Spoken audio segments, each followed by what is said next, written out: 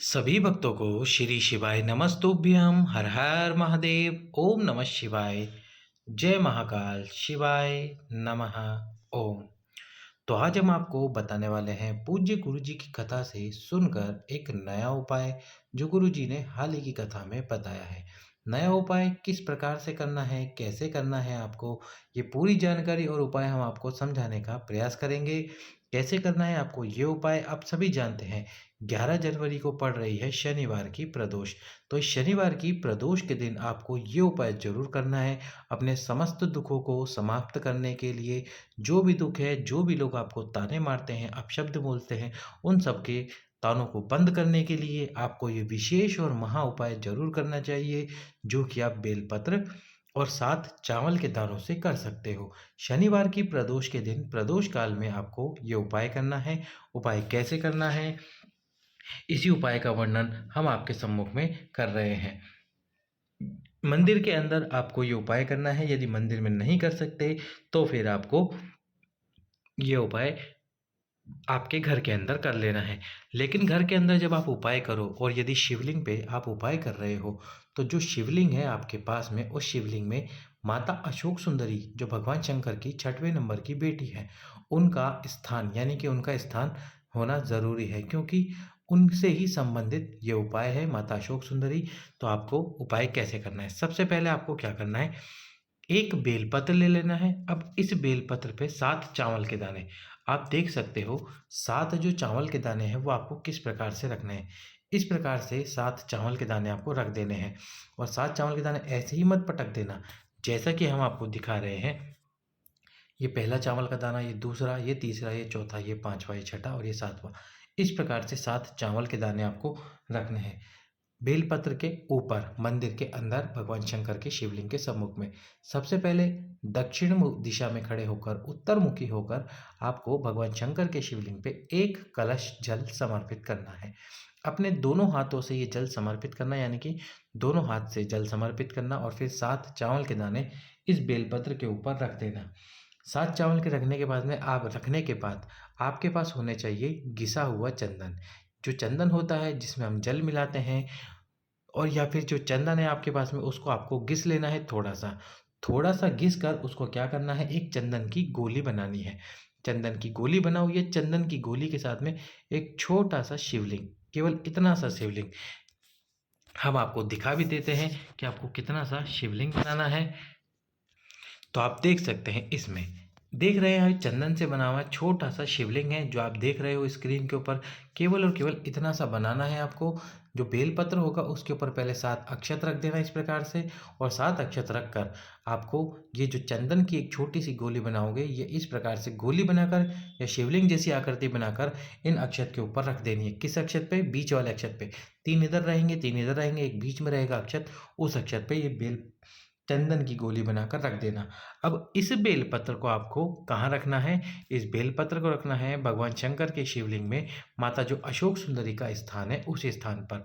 और उस स्थान पर कैसे रखोगे, जो बीच वाली पत्ती है, यानी कि जिस पर आपने चावल के दाने रखे हैं साथ, जो कि टूटे हुए ना हो, उस पत्ती को शिव जी की तरफ रखना।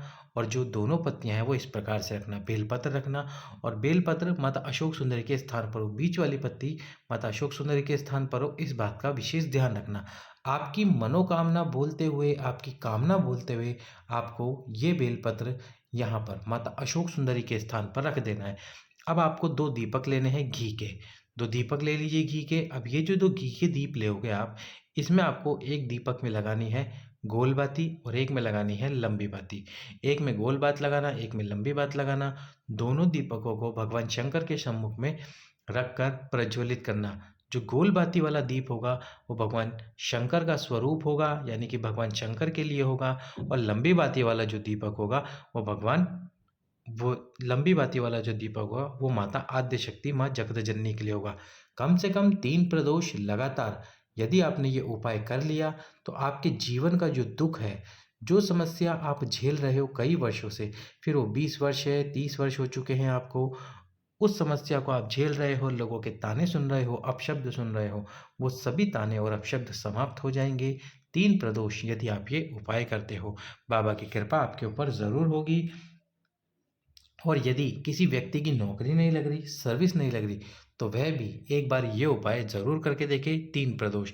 यदि तीन प्रदोष में आपको लाभ ना मिले, तो फिर आप इसको दो प्रदोष यानी कि तीन के बाद में प्लस दो प्रदोष और करना, पांच प्रदोष इस उपाय को करना, बाबा से विनती करना, प्रदोष काल में उपाय करना। प्रदोष काल आप सभी जानते हो, सूर्य अस्त होने से 45 मिनट पहले और 45 मिनट बाद का जो समय कहलाता है वो प्रदोष काल कहलाता है। जैसे कि समय मान लीजिए 7:15 है सूर्य अस्त होने का, तो इससे 45 मिनट पहले यानी कि लगभग 6:30 बजे से, और इसके 45 मिनट बाद यानी कि लगभग 8 बजे से, तो 6:30 से लेकर 8 बजे तक ये जो 1.5 घंटे का समय रहेगा ये प्रदोष काल रहेगा।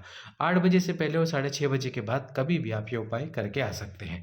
दूसरे उपाय की तरफ चलते हैं हम। दूसरा उपाय प्रदोष के दिन का। वीडियो को यदि अभी तक आपने लाइक नहीं किया है तो वीडियो को लाइक करके चैनल को सब्सक्राइब करके वीडियो को शेयर कर दो। तो हाल ही की कथा में गुरुजी ने बताया था एक कार्य सिद्धता के लिए, आपकी समस्त इच्छाओं मनोकामनाओं की पूर्ति के लिए, और इसके साथ ही आपको यदि आपके जीवन दुख से भरा हुआ है, उपाय करने के बाद भी आपका दुख समाप्त नहीं हो रहा है, तो फिर आपको बेलपत्र की जो जड़ होती है, जो बेलपत्र की जड़ है, इस बेलपत्र की जड़ का तिलक लगाना चाहिए। लेकिन तिलक आपको कैसे लगाना है और बेलपत्र की जड़ से उपाय कैसे करना है? जो वृक्ष अपने आप ही सूख गया हो, आपको गीले वृक्ष की जड़ नहीं निकालनी, जो अपने आप सूख गया हो बेलपत्री का वृक्ष, उसकी जो जड़ जब उसको काटा जाए, उसको निकाला जाए, उसकी जो जड़ हो उसकी जड़ को आपको लेना है, घिस लेना है, घिस के अच्छे से चंदन बना लेना है। चंदन बनाकर उस चंदन का लेपन भगवान शंकर के पूरे शिवलिंग पर कर देना है। पूरे शिवलिंग पर चंदन का लेपन करने के बाद में उस चंदन को किसी पात्र के अंदर निकाल लेना है। पात्र में निकाल लीजिए, और प्रतिदिन आप किसी कार्य के लिए जा रहे हैं या नहीं जा रहे हैं, अपने ही घर में हैं, अपने घर से कोई कार्य कर रहे हैं, दुकान के लिए जा रहे हैं, या फिर आप कोई भी कार्य करते हैं, उस चंदन के जो बेलपत्र की जड़ का चंदन हमने बनाया है, चंदन शिव जी को लगाया है, उस शिवलिंग से उतारे गए चंदन की एक बिंदी, एक तिलक आपको आपके मस्तक पर लगाना है। एक बिंदी एक तिलक आपको आपके मस्तक पर लगाना है। मस्तक पर लगाकर बाबा से प्रार्थना कीजिए कि हे शिव जी, मेरे जीवन के समस्त दुखों को समाप्त कीजिए, मेरी समस्त मनोकामनाओं को पूर्ण कीजिए। चंदन का तिलक लगाइए, 20 से 21 दिन लगाइए, आपके जीवन में फर्क देखने को ज़रूर मिलेगा। अब यही जो बेलपत्र की जड़ जो आप निकालोगे चंदन लगाने के लिए, इसी चंदन से आपको एक छोटा सा उपाय और करना है, जो गुरुजी ने अपनी पिछले कथाओं में बताया है उपाय रोग मुक्ति के लिए। तो जिस जड़ को आप निकालोगे उस जड़ से रोग आपको कैसे समाप्त करना है, उस चंदन आप जो बेलपत्र की जड़ को घिसकर आप चंदन बनाओगे, उस चंदन की आपको छोटी छोटी गोलियां बना लेनी है। छोटी छोटी गोलियां बना लीजिए। अब ये सभी गोलियां भगवान शंकर को समर्पित कर दीजिए। 7 दिन की गोली, 21 दिन की गोली, इस प्रकार से आप बना सकते हो जितने दिन आप खाना चाहते हो।